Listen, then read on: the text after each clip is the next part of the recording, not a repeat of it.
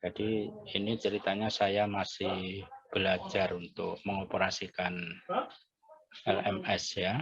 Jadi sejak tadi pagi saya masih belum berhasil untuk mengoperasikan itu, dan sore tadi saya telepon salah satu teman Anda untuk memberitahu saya bagaimana caranya, dan ternyata juga masih belum berhasil juga. Jadi ini hanya coba-coba saya.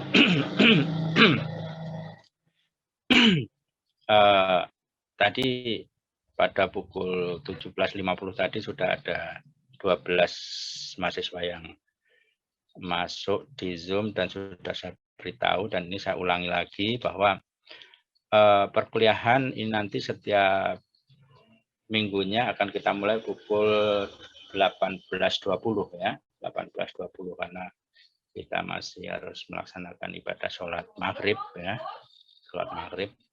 Jadi kita mulai pukul 18.20 sampai dengan pukul 20 ya, jadi 100 menit ya, 100 menit. Karena sesuai dengan peraturan kementerian 2 SKS itu adalah 100 menit. Ya, saya memang belum pernah menanyakan pada akademik ya, apakah 2 SKS di Polisi itu 100 menit atau 120 menit.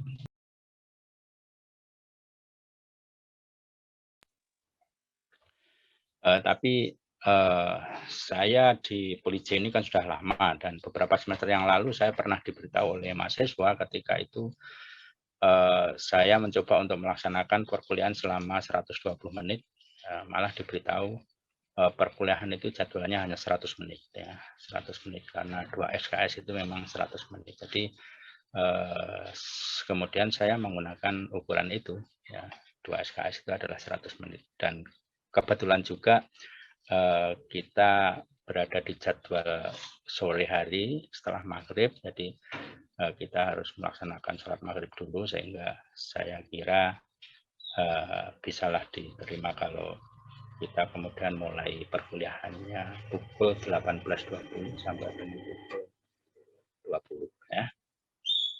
Jadi bisa dipahami ya, seperti itu ya. Halo? Iya, Pak. Oke, ya. Baik. Iya, Pak. Iya, Pak. Mulai minggu depan dan seterusnya kita akan mulai pukul 18.20 ya. Oke. Dan ini adalah kuliah pertama saya menggunakan Zoom ya di Polisi ya. Semester yang lalu, satu semester saya tidak bisa menggunakan Zoom ya, karena ya itu tadi tidak bisa mengoperasikan Zoom-nya. Dan ini pada semester ini saya minta tolong TI ya, petugas TI untuk menyetingkan perkuliahan ini ya, sekaligus juga menyetingkan Zoom-nya, sehingga saya tinggal membuka dan memulai perkuliahan. Cuma sampai dengan tadi pukul 17.50 ini masih ada persoalan.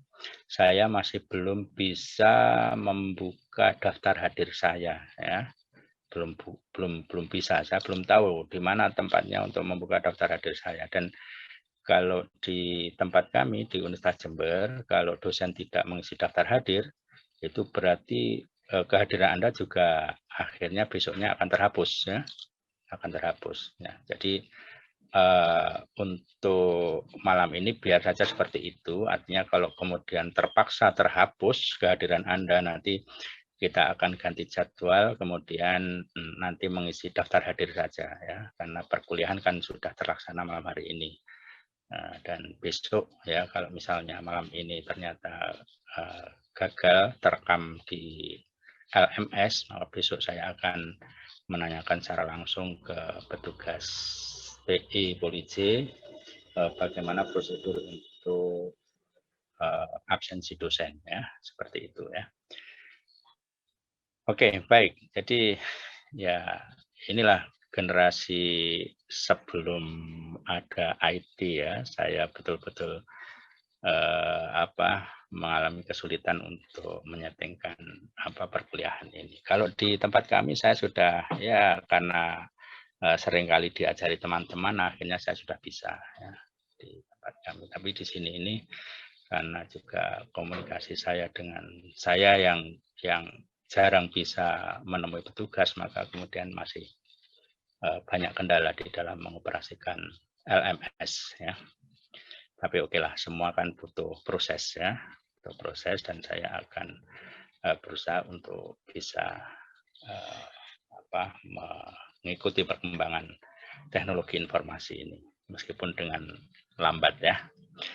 Baik, jadi ini mata kuliah bahasa Indonesia. Jumlah peserta sampai 94 ya, oke.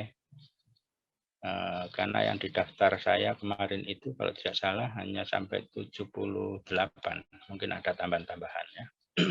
Nah, malam hari ini kita sebenarnya masih belum akan berbicara tentang materi ya. Jadi kita akan membicarakan dulu apa saja yang akan kita bicarakan selama 1 semester ini. Ini mengapa tidak bisa hilang? Ya. Oke, sudah terbaca kontrak kuliah? Sudah, Pak. Sudah ya, oke ya. Jadi kita akan membicarakan tentang apa saja yang akan kita bicarakan selama 1 semester ini. Jadi istilah yang digunakan kok kontrak kuliah ya, seperti dalam bisnis saja ya. Saya tidak tahu ini, saya hanya mengikuti saja istilahnya kontrak kuliah, tapi sebenarnya isinya adalah regulasi atau hal-hal yang berkaitan dengan pelaksanaan perkuliahan ini ya, pelaksanaan perkuliahan ini. Jadi deskripsi mata kuliah, capaian pembelajaran saya kira tidak usah ya, kita lewati saja. Kita akan langsung membicarakan dulu pada materi-materi kuliah yang akan kita bicarakan selama 1 semester ini. Tapi ini tadi juga saya baru saja mendapatkan materi yang dari Polij kelihatannya. Jadi Polij kelihatannya sudah menyusun materi pembelajaran untuk mata kuliah bahasa Indonesia yang kelihatannya banyak perbedaannya dengan yang saya rencanakan ini ya. Kelihatannya banyak perbedaan, dan itu akan saya pelajari dalam 1 minggu ini ya, nanti akan saya pertimbangkan lagi ya. Jadi sementara ini yang saya rencanakan untuk 1 semester ini. Jadi materi ini juga kami berikan pada mahasiswa di Universitas Jember ya, di Universitas Jember. Saya memberikan materi yang seperti ini juga ya. Jadi tapi nanti saya akan pertimbangkan materi-materi yang disarankan oleh Polij seperti yang muncul di dalam LMS saya ya. Jadi tadi saya sudah download banyak materinya juga ya. Nanti akan saya bandingkan dengan yang saya siapkan ini, kemudian nanti akan saya pertimbangkan untuk mengubah materi mana yang perlu saya ubah dan mana yang perlu saya pertahankan. Baik, suara saya bisa dengan jelas diterima? Bisa, Pak. Oke, baik. Jadi, jelas, Pak. Oke, ya. Jadi saya pertahankan volume sekian ini ya. Baik. Jadi bahasa Indonesia di perguruan tinggi ya itu masuk dalam kalau dalam struktur kurikulum itu masuk pada kelompok mata kuliah pengembangan kepribadian ya, kelompok mata kuliah pengembangan kepribadian ya. Ini memang belum pernah kami bicarakan dengan tim yang ada di Polij, tapi baru dibicarakan dalam tim pengampu mata kuliah bahasa Indonesia yang ada di UNED yang mendapat tugas di Polij ya, yang mendapat tugas di Polij. Jadi rencana perkuliahan ini sudah kami bicarakan di kelompok dosen Universitas Jember yang bertugas di Polij. Ya. Tapi meskipun begitu nanti tetap akan saya pertimbangkan untuk menyesuaikan dengan materi yang ada di Polij. Jadi dasar dari penyusunan materi kuliah ini adalah bahasa Indonesia termasuk pada kelompok mata kuliah pengembangan kepribadian. Ya, mata kuliah pengembangan kepribadian. Artinya ada muatan pengembangan kepribadian dalam mata kuliah bahasa Indonesia ini.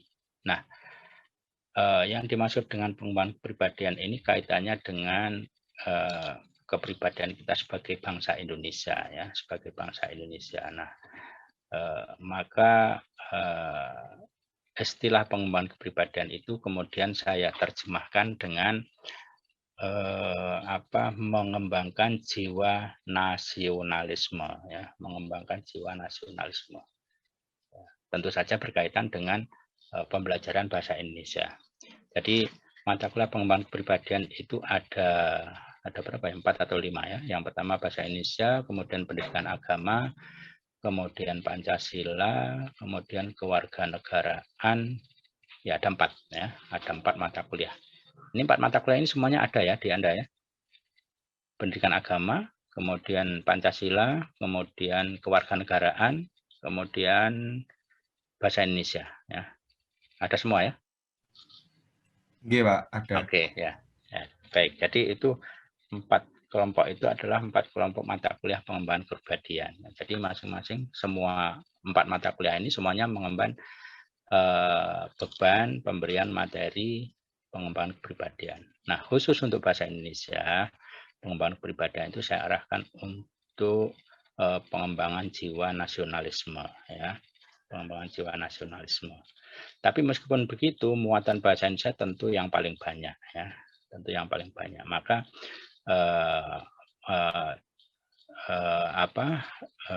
materi untuk pengembangan kepribadian itu hanya saya berikan selama mungkin paling banyak hanya 2 kali pertemuan, ya, 2 kali pertemuan, dan itu materi pada pertemuan kedua dan ketiga ini, ya.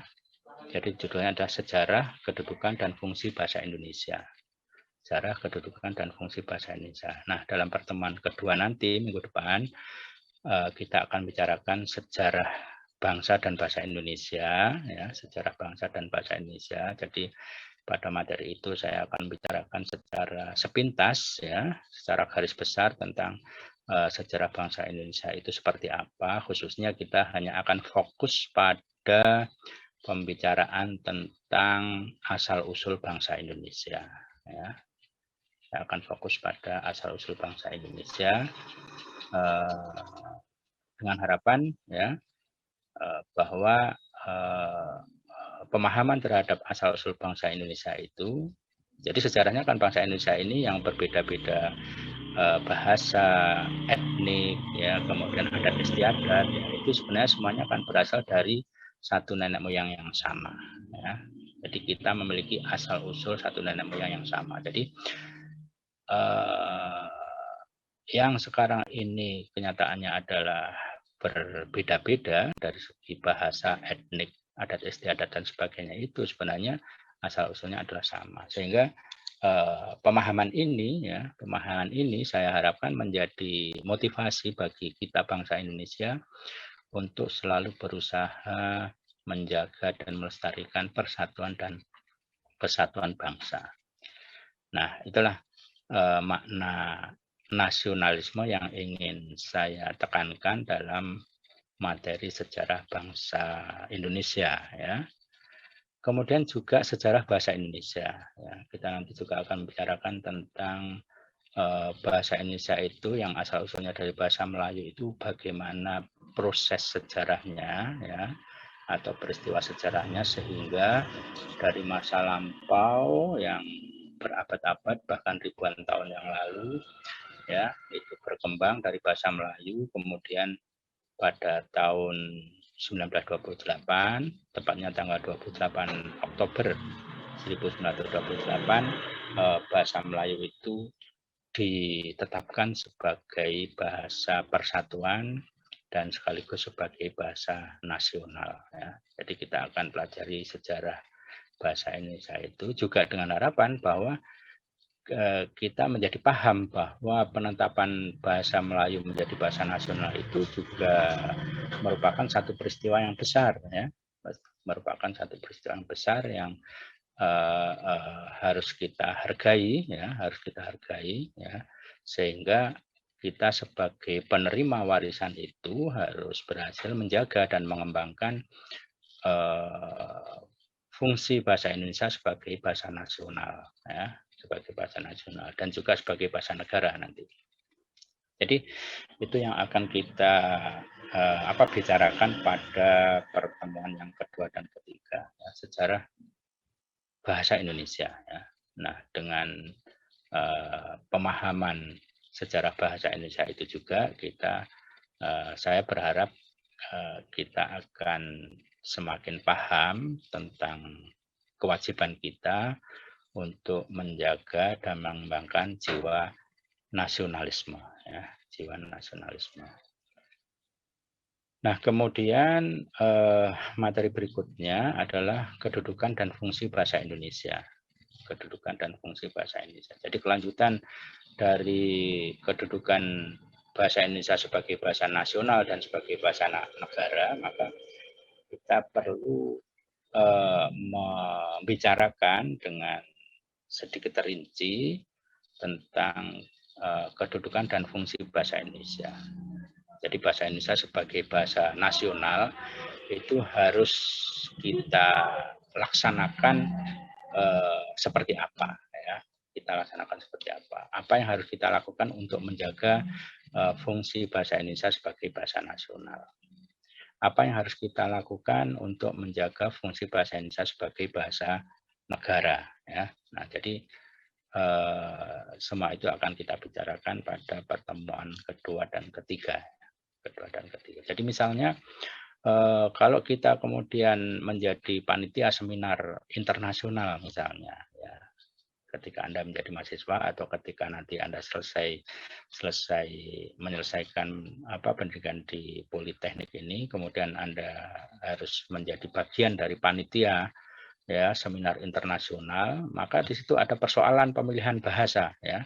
Persoalan pemilihan bahasa, apakah harus menggunakan bahasa Indonesia ataukah harus menggunakan bahasa PBB, ya. Bahasa PBB itu ada bahasa Inggris, Jerman, Prancis, dan ada 5 bahasa, ya. Ada 5 bahasa.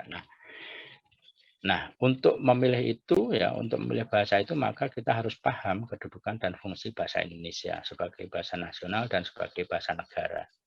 Nah, maka pemahaman itu nanti kita harapkan bisa kita gunakan sebagai dasar untuk mengambil keputusan dalam berbagai kesempatan, dalam berbagai peristiwa ketika kita dihadapkan, ya, pada persoalan untuk memilih apakah bahasa Indonesia, ataukah bahasa asing, ataukah bahasa daerah, ya, maka pemahaman tentang kedudukan dan fungsi bahasa Indonesia itu bisa kita gunakan sebagai dasar untuk mengambil keputusan, ya, keputusan. Jadi kita termasuk saya juga sebagai orang yang terdidik sampai dengan perguruan tinggi harus mengembangkan sikap analitis seperti itu, ya.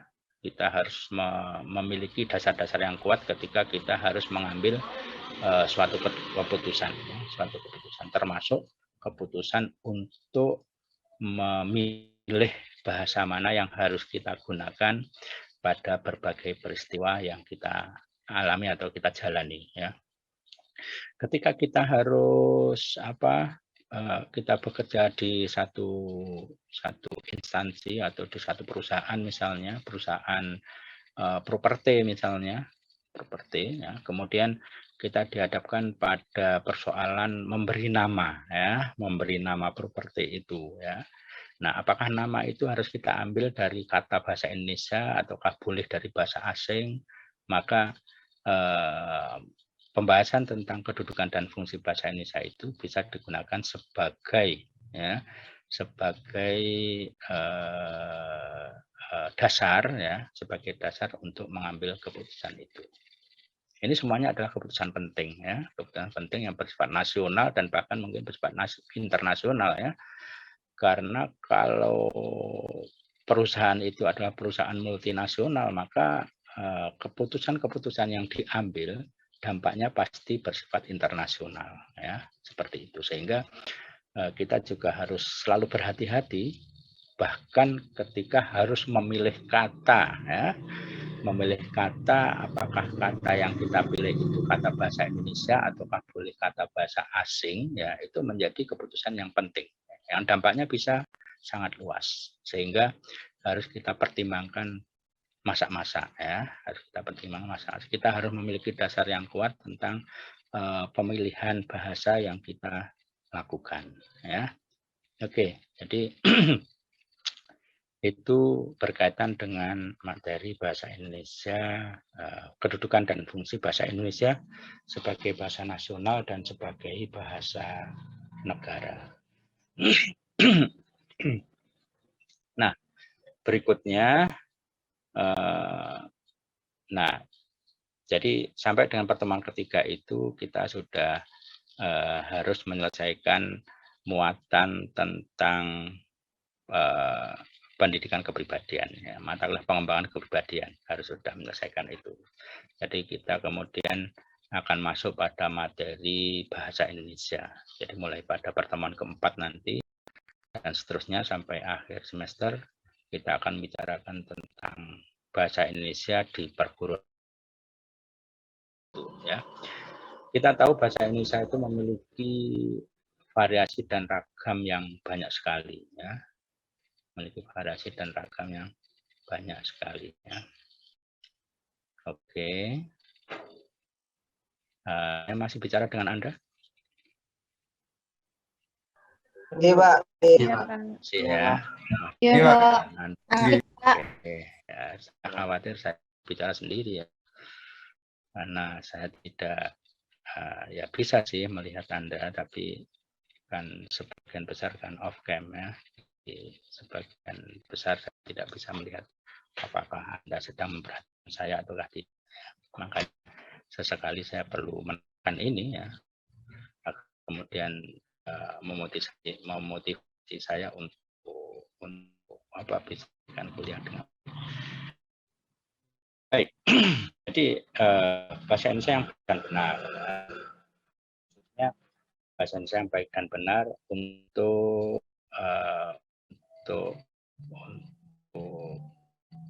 ragam ilmiah, ya, ragam ilmiah. Jadi ragam lisan maupun ragam tulis, tapi untuk ragam ilmiah, ya. Jadi terutama untuk ragam tulis, nanti kita akan fokuskan pada penulisan karya tulis ilmiah. Penulisan karya tulis ilmiah. Jadi, karya tulis ilmiah itu bentuknya ada banyak macamnya, ya, banyak macamnya. Jadi misalnya proposal, ya, proposal kedua, proposal kegiatan, dan proposal tugas akhir, ya.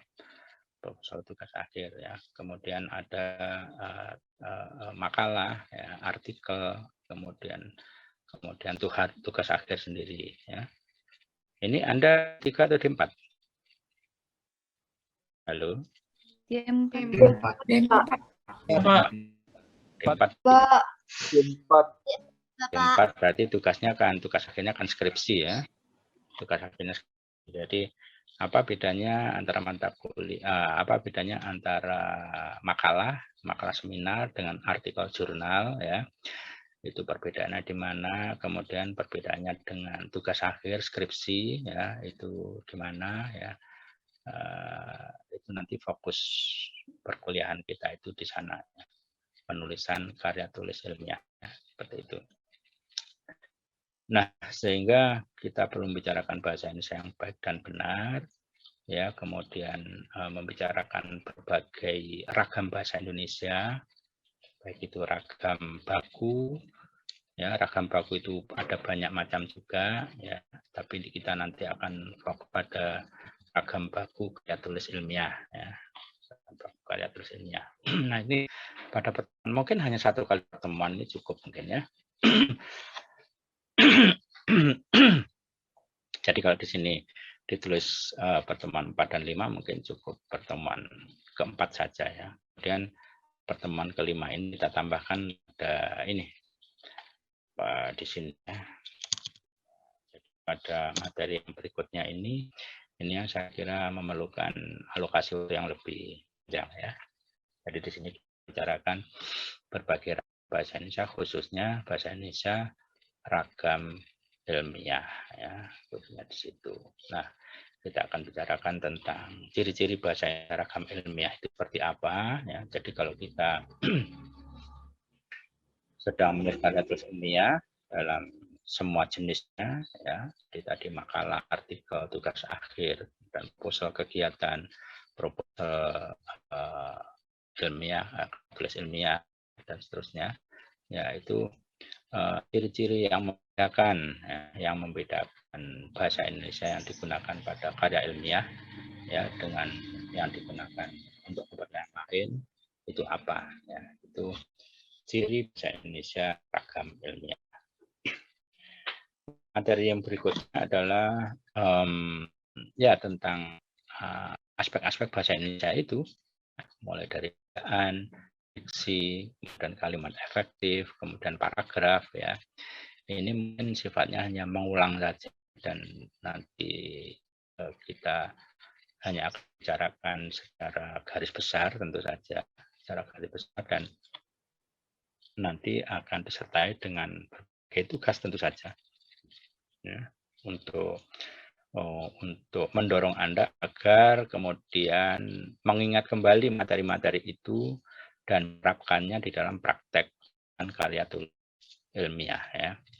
Jadi masalah ejaan, diksi, kalimat efektif, paragraf ini kan sebenarnya materi-materi yang sudah Anda terima sejak Anda paling tidak SMP dan sampai dengan SMA, materi-materi sudah sering dibicarakan. Sehingga pada pertemuan perkuliahan bahasa Indonesia ini saya hanya akan mendorong Anda mengingat kembali materi-materi itu dan kemudian menerapkannya, ya, ke praktek penulisan karya tulis ilmiah, ya.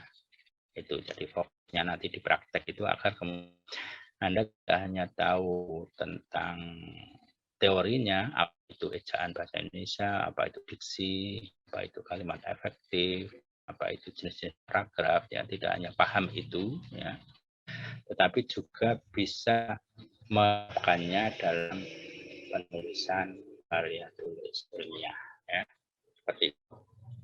Jadi itu makanya ini memerlukan waktu yang agak panjang, ya, agak panjang. Karena biasanya untuk ejaan saja bicarakan bisa sampai 2 kali muka, ya, bisa 2 kali pertemuan, ya. Ini kemudian diksi 1 pertemuan, kalimat efektif bisa 2 kali, paragraf bisa 2 kali, ya. Kemudian PPK ini pedoman penulisan karya ilmiah ini paling tidak 1 kali, ya. Jadi ini sebenarnya kalau semester-semester sebelumnya saya akan memakan waktu yang cukup lama, bisa sampai 6 kali pertemuan, ya. Tetapi di mulai semester yang lalu, ya, ini tim pengampu bahasa Indonesia di Untar Jember sudah melakukan banyak perubahan di dalam penyusunan materi perkuliahan bahasa Indonesia, dan hal-hal yang bersifat mengulang itu diberi porsi waktu yang sedikit saja, kemudian nanti sisanya akan dialokasikan untuk mendorong Anda melakukan praktek penulisan karya tulis ilmiah, ya. Tentu saja fokus adalah atau penggunaan bahasa Indonesia. Kalau materinya saya tentu tidak menguasai, ya, yang lebih menguasai tentang materi IT, ya, atau teknologi informasi, Anda menguasai. Tapi dari segi sistematika dan penggunaan bahasa Indonesia ragam ilmiah, ya, maka fokus kita nanti, ya, fokus kita nanti di sana. Nah, paragraf. Kemudian sampai dengan paragraf itu hanya mengulang, ya, hanya mengulang materi, dan kemudian nanti fokus adalah di praktek, ya, praktek penerapan dalam penulisan karya tulis ilmiah, ya. Kemudian berikutnya adalah pedoman penulisan karya tulis ilmiah dan sumber rujukan, ya, tentu merupakan hal yang baru ya bagi Anda, meskipun tidak baru-baru amat ya, karena di SMP saya kira Anda juga sudah diberi materi pelajaran tentang pedoman penulisan karya tulis ilmiah itu. Akan tetapi pedoman penulisan karya tulis ilmiah itu bisa berbeda di setiap lembaga dan instansi ya. Jadi pedoman penulisan karya tulis ilmiah itu bisa berbeda di setiap lembaga dan instansi. Jadi antar perguruan tinggi beda saja bisa memiliki pedoman penulisan karya ilmiah yang berbeda ya. Yang berbeda. Antara jurnal itu dengan jurnal yang lain ya, itu juga bisa memiliki penulisan yang berbeda, pedoman penulisan artikel yang berbeda ya. Ketika Anda menulis proposal ya, proposal kegiatan maupun proposal penulisan karya ilmiah ya, yang diminta oleh lembaga atau instansi berbeda, maka pedoman penulisan yang lain dan seterusnya ya, itu bisa berbeda. Maka ini yang saya kira nanti Anda perlu lebih teliti ya, lebih teliti dalam memahami pedoman penulisan karya ilmiah di Polij ya, di Polij, karena ini akan Anda gunakan sampai nanti Anda menyelesaikan penulisan tugas akhir ya. Menyelesaikan penulisan skripsi, pedoman penulisan karya ilmiah ini akan tetap Anda gunakan. Dan karena namanya mempelajari itu berarti sebuah proses ya, untuk bisa memahami keseluruhan pedoman penulisan karya ilmiah itu diperlukan membaca dan praktek ya, praktek penulisan ya, penerapan pedomannya secara terus-menerus agar ketika Anda menulis tugas akhir nanti semuanya ya, semua bagian dari tugas akhir itu sudah sesuai dengan pedoman penulisan karya ilmiah Polij ya. Nah, itu harapannya.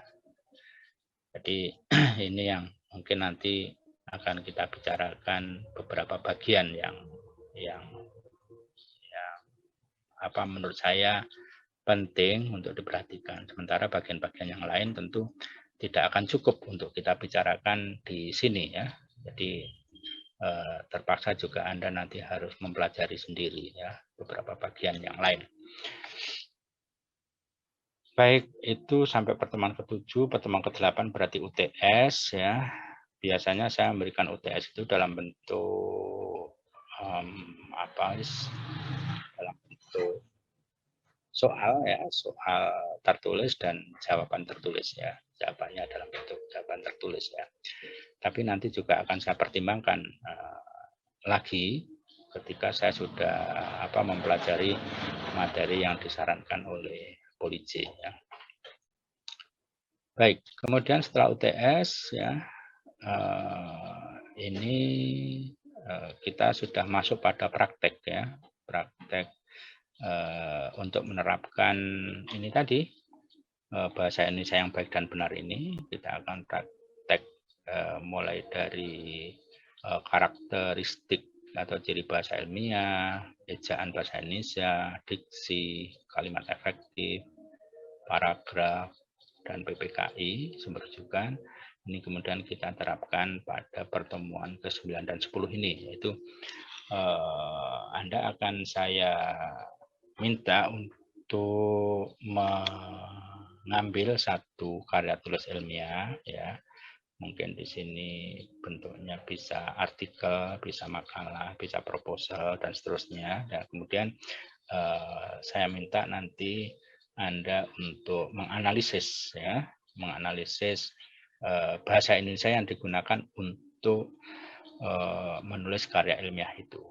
Apakah ejaannya sudah sesuai dengan POETI, ya, pedoman umum ejaan bahasa Indonesia, ya. Kemudian apakah diksinya juga secara keseluruhan sudah sesuai dengan diksi bahasa Indonesia ragam ilmiah, apakah kalian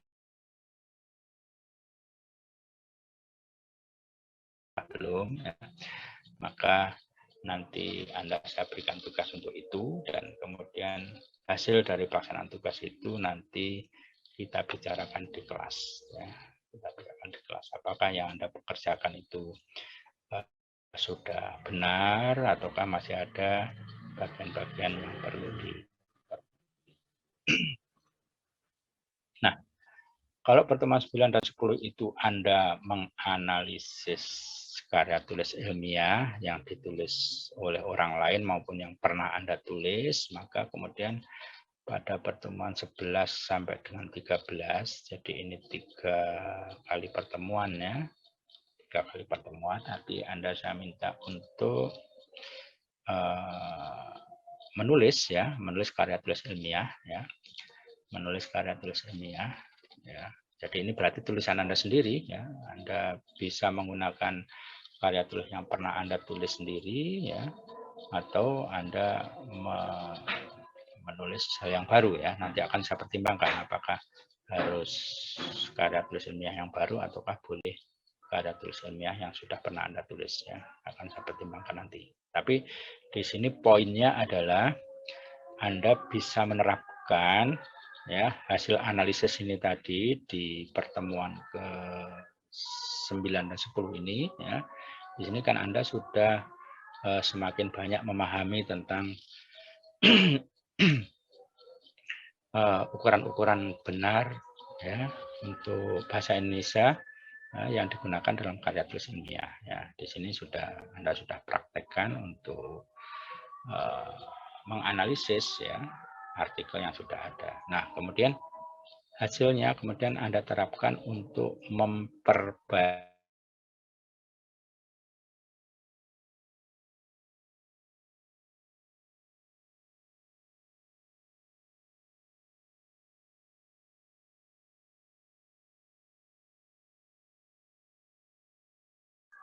jadi praktek menulis karya tulis ilmiah. Jadi ya, nanti kita isi dengan, ya, kita akan diskusikan, ya,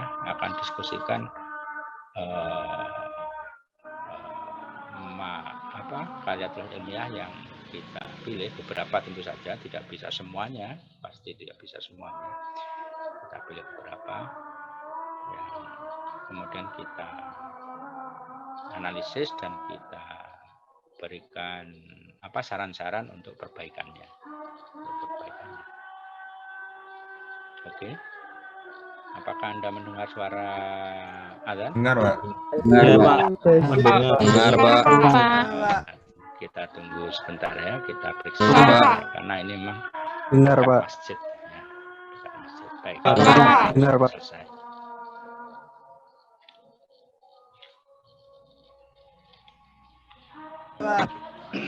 Ya, Pak.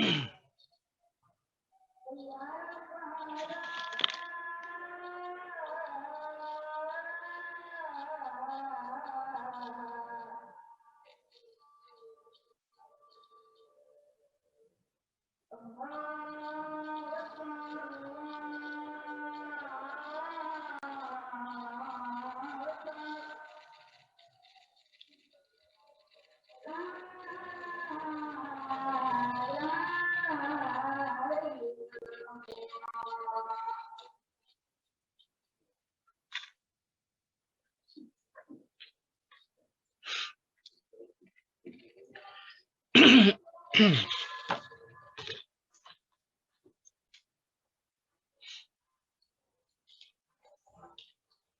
kita mulai lagi.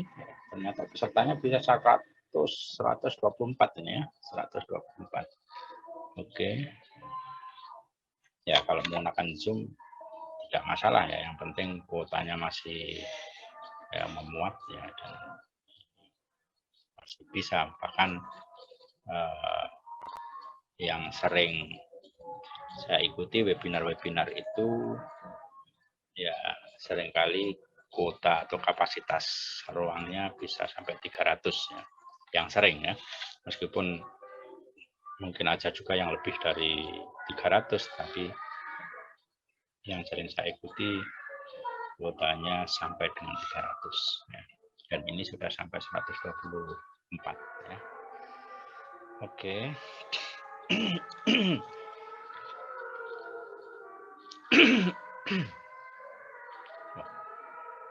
Kok kepencet nih tadi?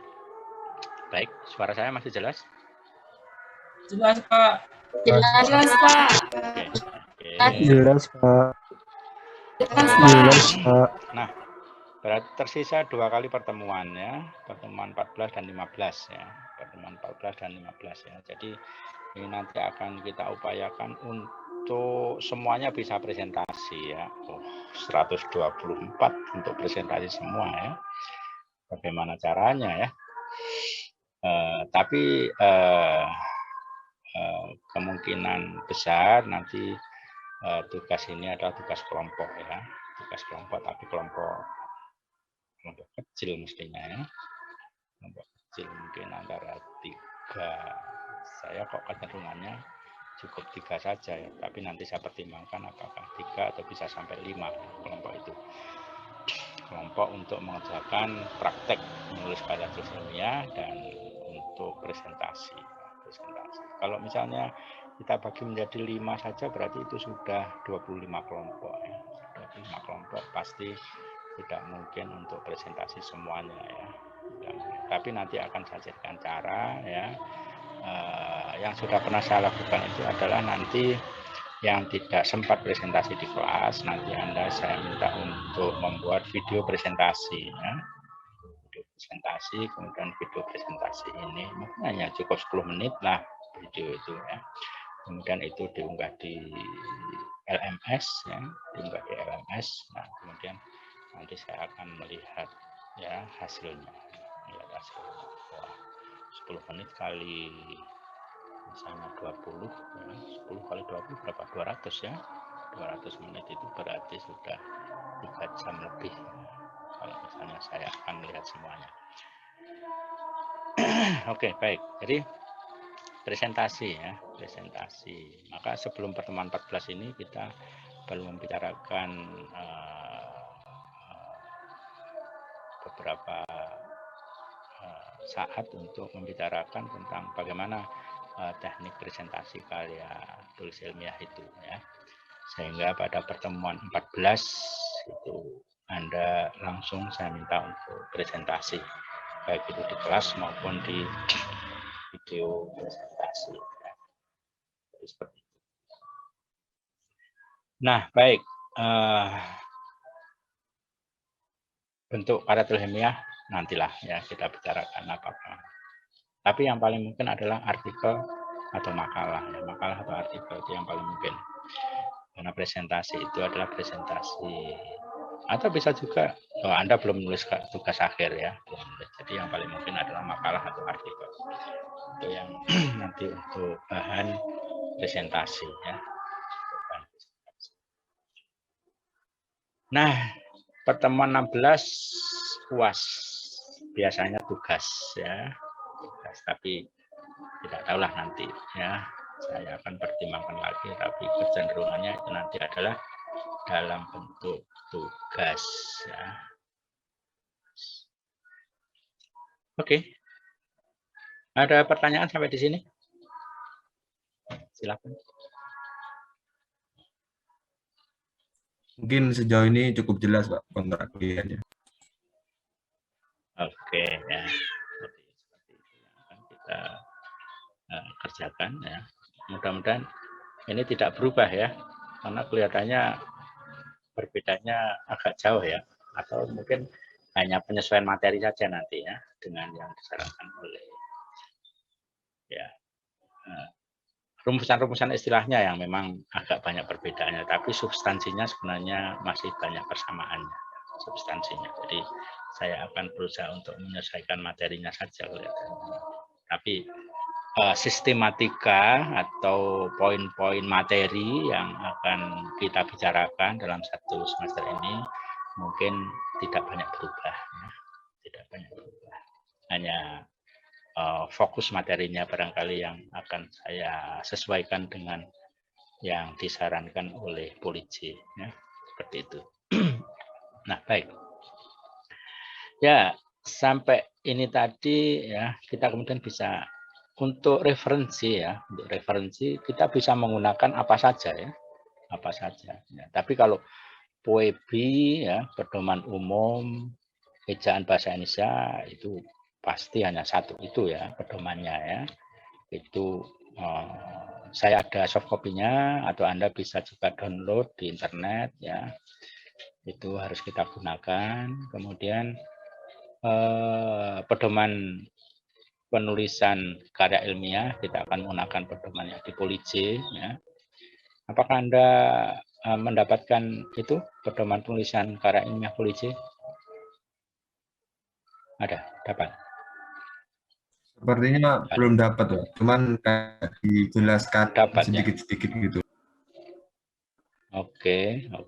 Jadi sebenarnya itu ada pedomannya. Saya punya edisi terakhir itu 2018 atau 19 ya, saya lupa itu ya. Edisi terakhir yang saya terima itu ya.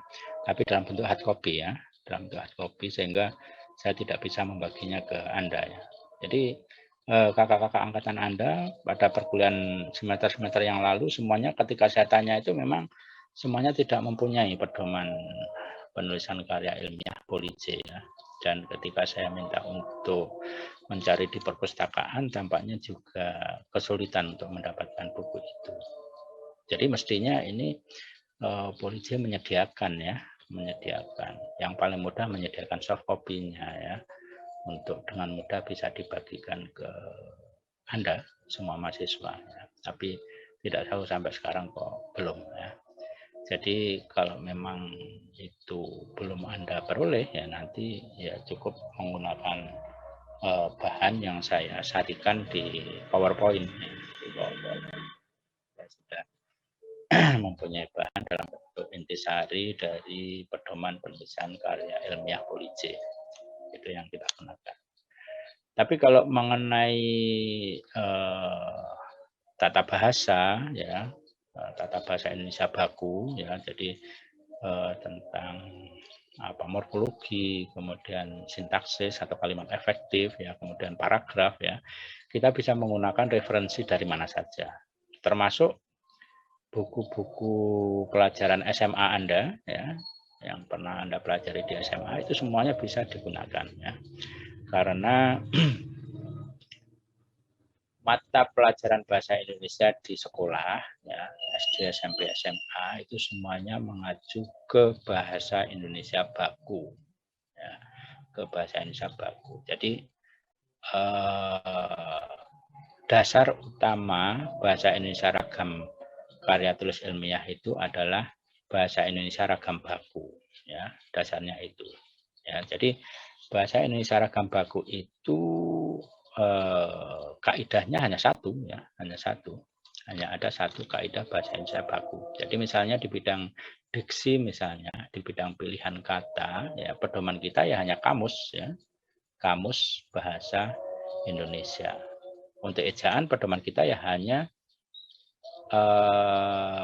POEBI, pedoman umum ejaan bahasa Indonesia. Tapi materi-materi itu ya, atau bahan-bahan kuliah itu bisa kita peroleh dari mana saja ya, bisa dari mana saja. Jadi bisa dari internet ya, kalau itu sudah tersedia soft copy-nya ya. Atau untuk materi kalimat efektif dan paragraf efektif Anda masih bisa menggunakan buku pelajaran SMA, karena saya lihat materi pelajaran bahasa Indonesia di SMA itu sangat rinci, ya, sangat rinci.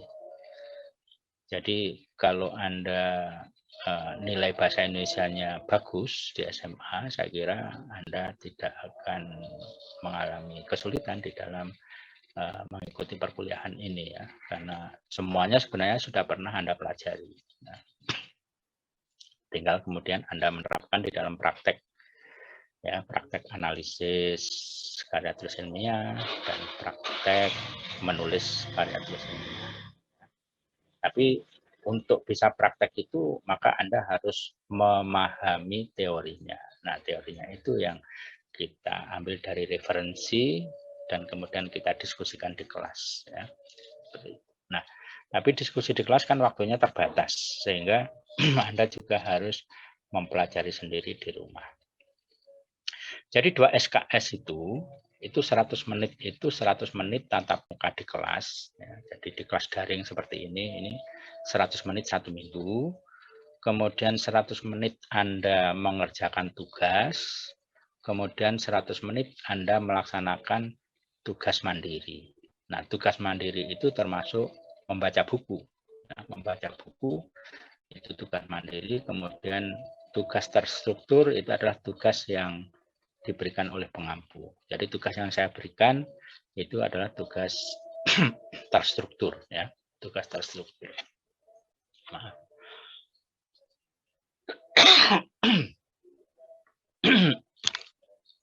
Jadi begitu. Itu 2 SKS ya, 2 SKS. Jadi 2 SKS itu bukan hanya 100 menit tatap muka, bukan, ya, tetapi secara keseluruhan berarti 300 menit per minggu, ya, 300 menit per minggu. Jadi 100 menit di kelas, 100 menit untuk mengerjakan tugas terstruktur, dan 100 menit untuk tugas mandiri. Seperti itu.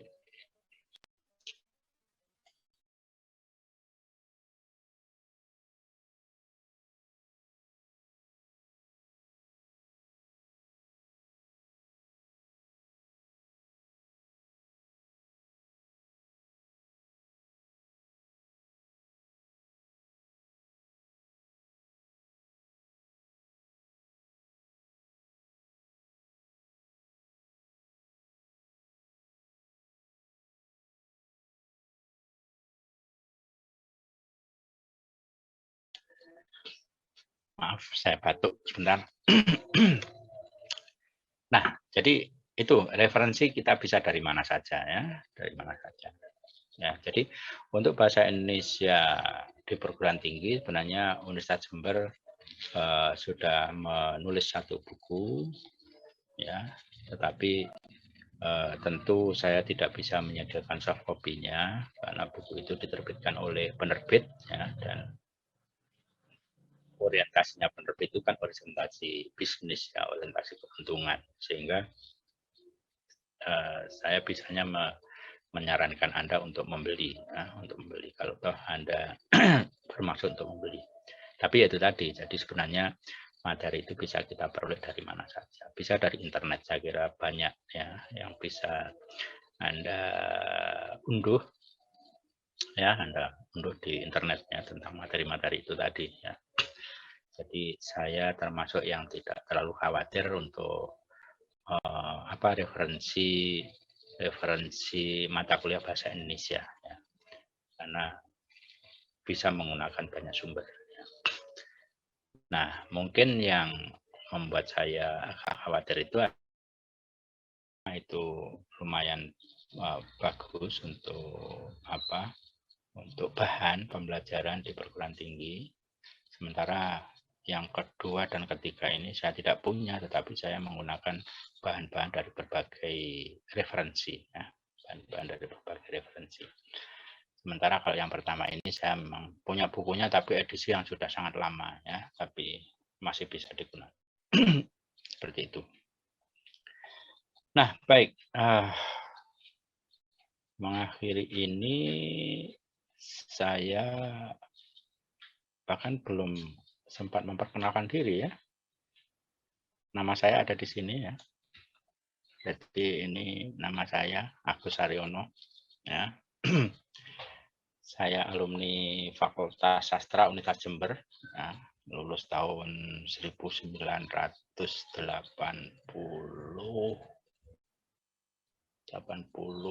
ya. 84 akhir ya. Wisudanya awal 85 ya. Anda sudah lahir atau belum? Belum ya? Belum, Pak. Belum. Belum, Pak. Saya 2002. Belum, Pak. OTW itu Pak, OTW. OTW ya. OTW. Orang tua Anda masih OTW untuk PDKT ya. Ya, jadi ya, ya mungkin Anda sekitaran 2002 ya, 2002 kurang lebihnya ya. Jadi saya 84 akhir itu sudah menyelesaikan S1, kemudian S2 itu di UGM selesai tahun 94 ya, 94. Kemudian S3 juga di UGM tahun 2007 ya. Sudah 13 atau 14 tahun yang lalu ya. Saya selesaikan di S3 ya. Sehari-hari saya bekerja di Program Studi Sastra Indonesia, Fakultas Ilmu Budaya, Universitas Jember. Ya. Jadi memang basis akademik saya adalah bahasa atau linguistik, ya, baik itu bahasa Indonesia maupun bahasa-bahasa daerah. Ya. Seperti itu.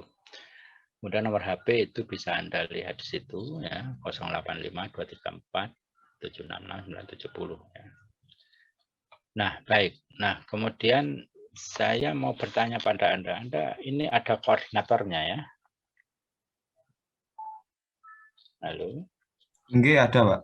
Ada. Ini yang Mas Nugraha ini koordinator untuk apa, kelas internasional ya? Nugraha. Halo, adakah Nugraha? Iya Pak, iya Pak. Ketua kelasnya itu Pak. Oh, ketua kelas untuk satu kelas ini ya? Ketua kelas untuk satu kelas ini ya? Iya Pak. Oke, kemudian ada koordinator per golongan ya? Halo? Halo? Enggak ada, Pak. Kalau koordinator per golongan ada. Ini sebenarnya ada berapa golongan? Kelas ini. Apa 2 golongan itu saja? 4, Pak. Ada 4? 5 Pak. Oh, ada 5. Ada 5.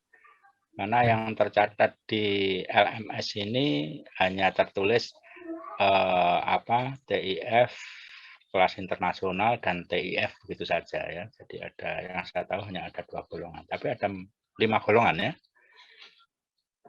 Oke, 5 golongan ya. Dan masing-masing golongan ada koordinatornya ya. Tapi koordinasi barangkali nanti perlu koordinasi antara saya dengan Anda, mungkin saya melalui Mas Nugraha ini saja ya sebagai ketua kelas ya. Oke.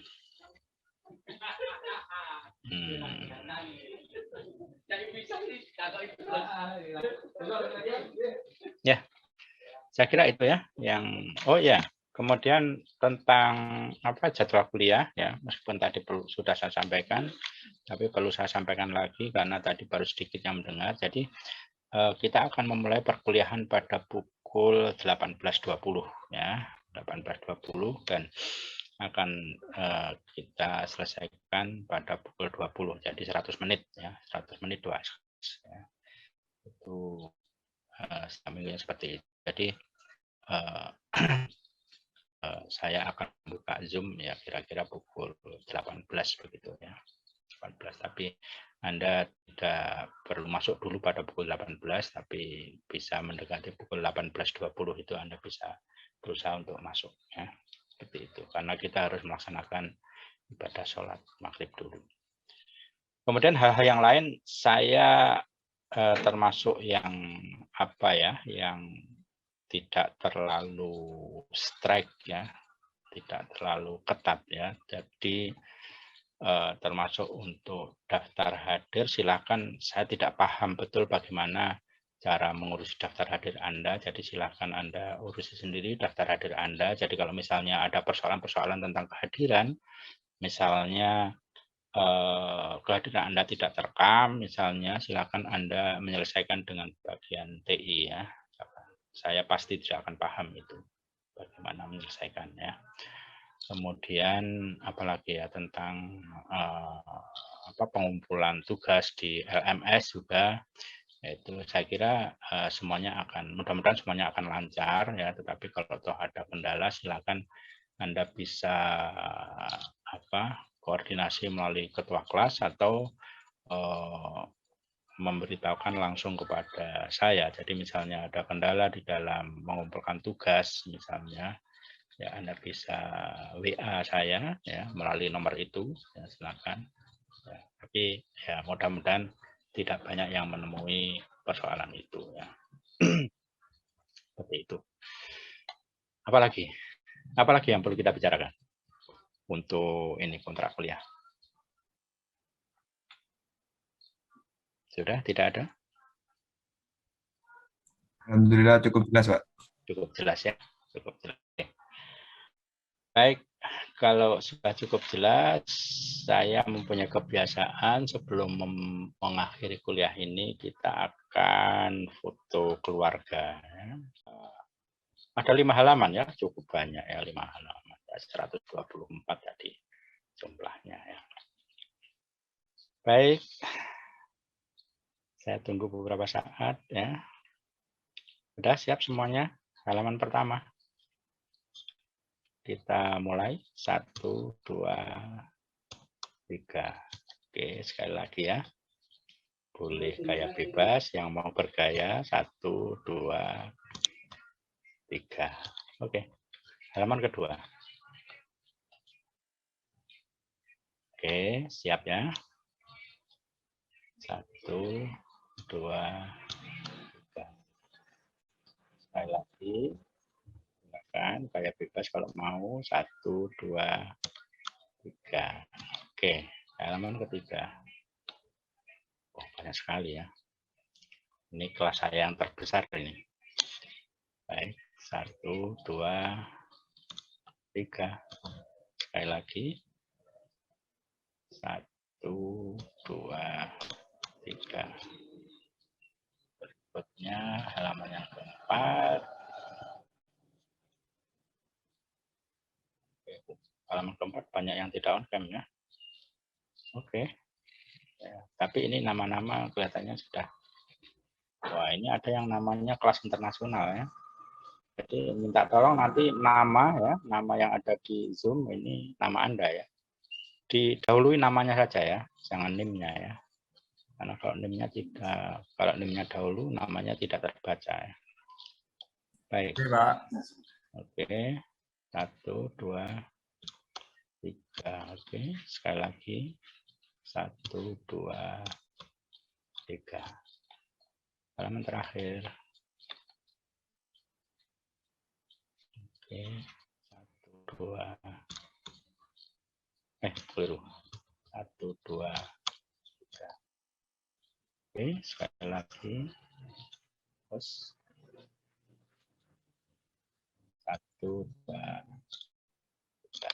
Oke, lengkap sudah 3 halaman. Oh, ini ada chat ini apa ya? Bentar, saya baca.